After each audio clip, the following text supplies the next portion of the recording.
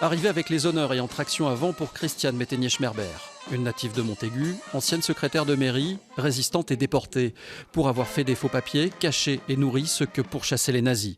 Une place porte désormais son nom, mais la vraie surprise l'attend dans la salle des fêtes. Un homme âgé aujourd'hui de 74 ans, Gérard Lips. Ah ben vous ressemblez beaucoup. Ce monsieur, je l'ai connu, il avait 3 jours, parce que son père était menacé par les Allemands.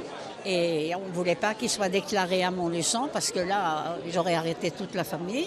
Alors on l'a déclaré à Montaigu, on est allé le chercher. Donc il avait 3 jours et puis il est resté à Montaigu chez une de ses tantes et je ne l'ai pas revu depuis. Et je n'avais eu aucune nouvelle. Jusqu'à il y a peu, Gérard Lips ne connaissait pas l'existence de Christiane Métainier-Schmerber.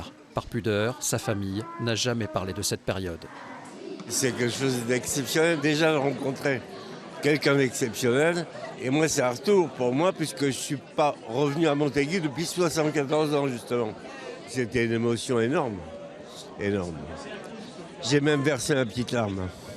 Beaucoup de Montaculins viennent saluer l'ancienne secrétaire de mairie. Chacun y va de son souvenir. Christiane Métainier-Schmerber, elle aussi, n'est pas avare en histoire. Moi, j'ai commencé par arracher les affiches. Et vous voyez, j'étais insouciante parce que les Allemands nous surprenaient à arracher une affiche, vous étiez fusillés sur place.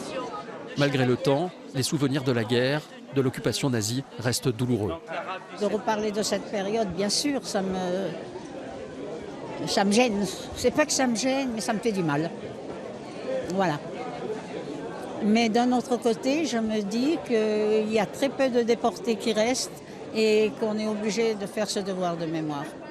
Un devoir qu'à bientôt 96 ans, Christiane Métainier-Schmerber ne manque jamais d'accomplir, particulièrement auprès des plus jeunes, pour qu'en cette période troublée, personne ne puisse dire « je ne savais pas ».